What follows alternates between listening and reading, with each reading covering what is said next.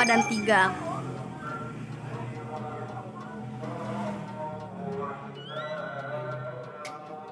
Nah, inilah hasilnya.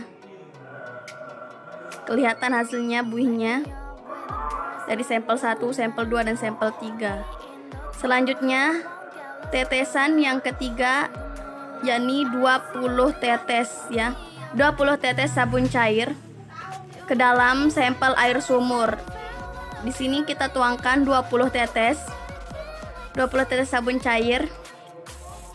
Nah, sudah 20 tetes. Kita aduk seperti yang tadi. Nah, inilah hasil dari 20 tetes sabun cair dengan sampel air sumur. Bisa dibedakan. Nah, kemudian selanjutnya uji pemanasan. Di sini saya sudah menuangkan sampel air sumurnya. Setelah itu kita kalau sudah mendidih kita diamkan sampai dingin. Nah, sampelnya sudah dingin, airnya sudah dingin. Nah, kita lihat kerak-kerak putih yang ada di panci. Kemudian ini uji lanjutan. Kita diamkan selama 3 hari dan hasilnya seperti ini. Ini kita simpan selama 3 hari.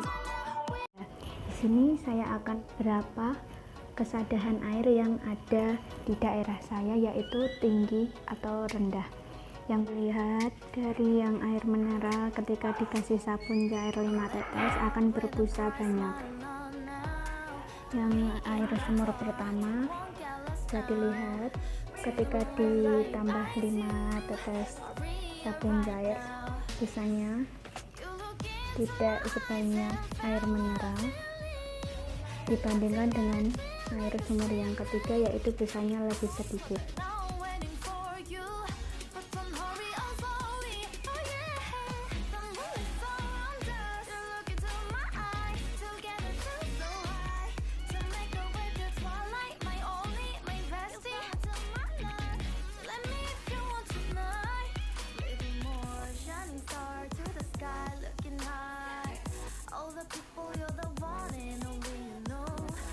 To be with you, call my name, love, ooh, somebody else, and then you love feeling, and nothing ever feel like the same night. Now I'm waiting for you, but don't hurry, I'm sorry. Oh yeah, I'm moving from dust. You look into my eyes, together feel so high. To make a way to twilight, my only, my. Di sini saya akan mengidentifikasi kesadaran air sumur yang ada di daerah saya menggunakan 3 pengujian. Yang pertama adalah uji buih, yang kedua adalah uji pemanasan, dan yang ketiga adalah uji lanjutan. Berikut video yang akan saya berikan dengan pengujian-pengujian tersebut. Pengujian yang pertama yaitu uji buih sabun. Siapkan 3 sampel air sumur dan masukkan 5 tetes sabun cair ke dalam wadah.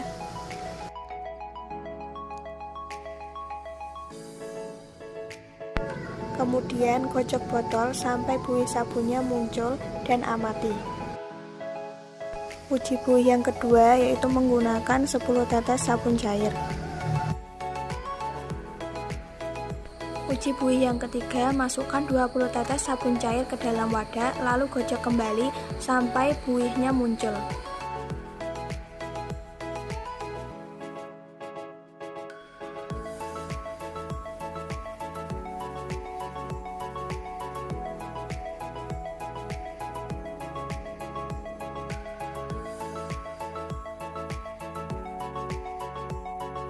Pengujian yang kedua yaitu uji pemanasan. Siapkan 3 sampel air sumur, masukkan ke dalam panci, lalu panaskan, tunggu air sampai mendidih.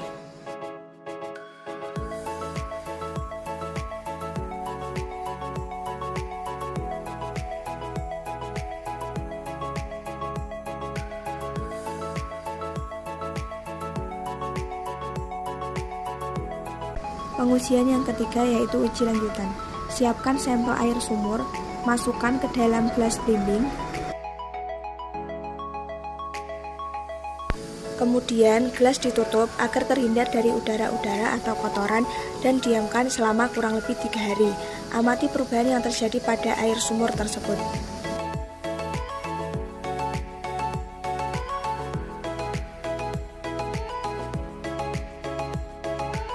Di sini saya akan menguji tinggi atau rendahnya air sada yang berada di daerah saya. Uji yang pertama yaitu uji buih sabun. Langkah yang pertama yang harus dilakukan yaitu siapkan 3 sampel air yang akan dianalisis. Yang kedua, siapkan sabun cair, yaitu saya di sini menggunakan sabun Sunlight. Dan yang ketiga, siapkan botol bekas yang akan digunakan untuk menguji masing-masing sampel. Saya menggunakan air sampel dari sumur 1, air sampel dari sumur 2, dan yang ketiga air sampel mineral.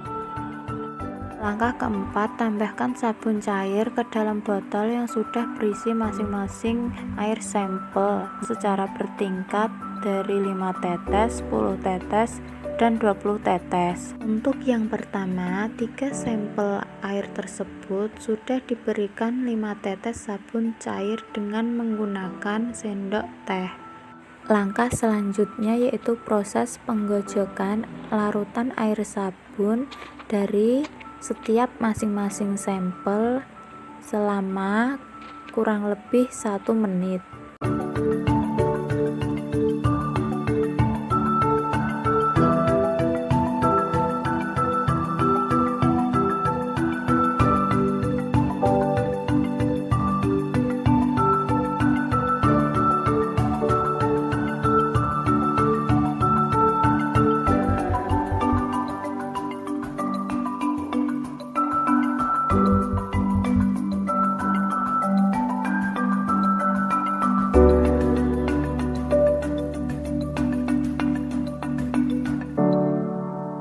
Uji kesadaran air selanjutnya yaitu uji pemanasan.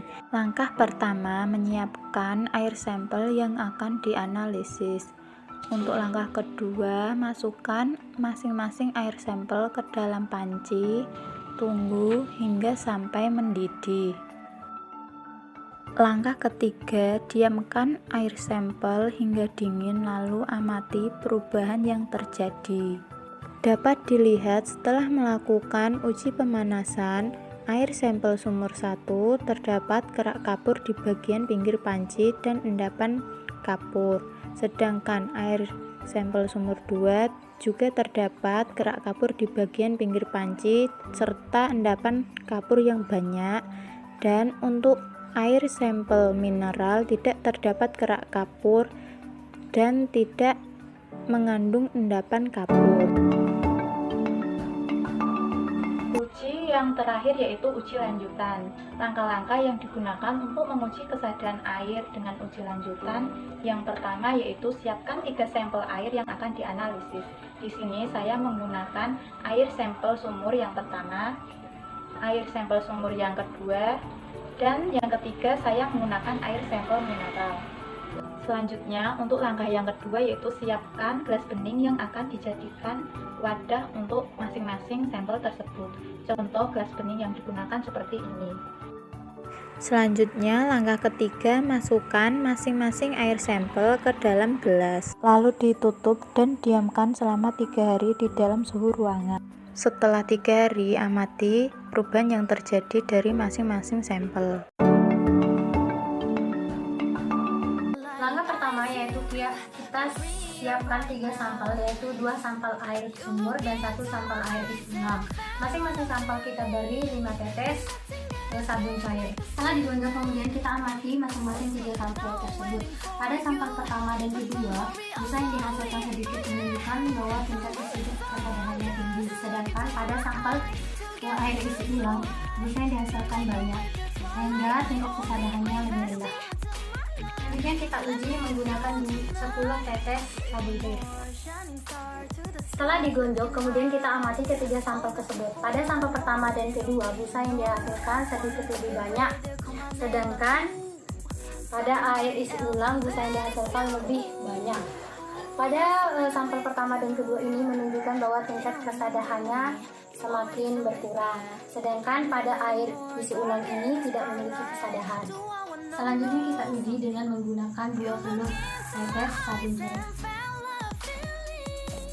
Selanjutnya yaitu kita amati ketiga sampel tersebut. Pada sampel pertama dan kedua tingkat kesadarannya semakin tidak ada karena banyak busa. Sedangkan pada air isi ulang yaitu busanya semakin lebih banyak dan tidak memiliki kesadaran. Dapat disimpulkan bahwa dari percobaan tersebut dapat disimpulkan bahwa larutan yang mengandung tingkat kesadaran tertinggi terdapat pada air sumur 1 dan air sumur 2 pada penambahan 5 tetes sabun cair. Hal tersebut dapat ditunjukkan karena busa yang dihasilkan lebih sedikit. Penyebab busanya sedikit disebabkan karena adanya hubungan kimiawi antara kesadahan dengan molekul sabun sehingga deterjen pada sabun akan menghilang. Kesimpulan dari semua pengujian tersebut, air yang mengandung kesadahan terdapat pada air sumur. Kesadahan ini terjadi karena adanya ion Ca2+ dan ion Mg2+. Selain ion-ion tersebut, terdapat juga ion-ion lain seperti Fe, Sr, Mn, Al, dan lain sebagainya. Kesadahan terbagi menjadi dua. Yang pertama adalah kesadahan tetap dan kesadahan permanen. Kesadahan tetap yaitu dapat diatasi dengan absorpsi atau mencampurkan bahan kimia pada larutan, sedangkan kesadahan sementara dapat dihilangkan dengan cara pemanasan. Yang kedua yaitu uji pemanasan. Langkah kerjanya yaitu kita siapkan 2 sampel air sumur dan 1 sampel air isi ulang. Setelah itu kita panaskan sampel-sampel tersebut sampai mendidih. Setelah kita panaskan, kemudian kita diamkan sampai dengan beberapa menit. Setelah itu kita amati masing-masing sampel. Pada sampel pertama dan kedua yaitu pada sampel air sumur 1 dan air sumur 2 terbentuk endapan putih pada panci. Hal tersebut menunjukkan adanya kesadahan pada air sumur 1 dan air sumur 2. Sedangkan pada air isi ulang tidak terbentuk endapan. Berarti air isi ulang ini tidak memiliki kesadahan. Kesimpulan dari percobaan tersebut dapat disimpulkan bahwa kesadahan dapat ditandai karena adanya endapan putih ataupun kerak pada panci. Yang memiliki kesadahan dalam percobaan uji pemanasan ini terdapat pada air sumur 1 dan air sumur 2. Endapan atau kerak pada panci ini dapat menyumbat kutub-kutub panci karena terbentuknya endapan kalsium bikarbonat pada kutub panci ataupun pada dasar panci. Ketiga yaitu uji lanjutan. Langkahnya yaitu kita siapkan 2 sampel air sumur dan 1 sampel air isi ulang. Setelah itu, kemudian dimasukkan ke dalam gelas seperti ini.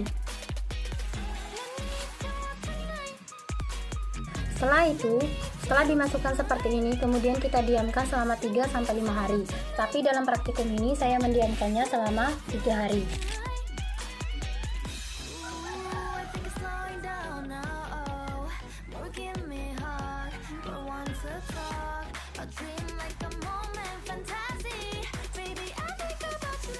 Pada air sumur 1 dan air sumur 2 terdapat gumpalan berwarna putih serta terdapat gelembung-gelembung.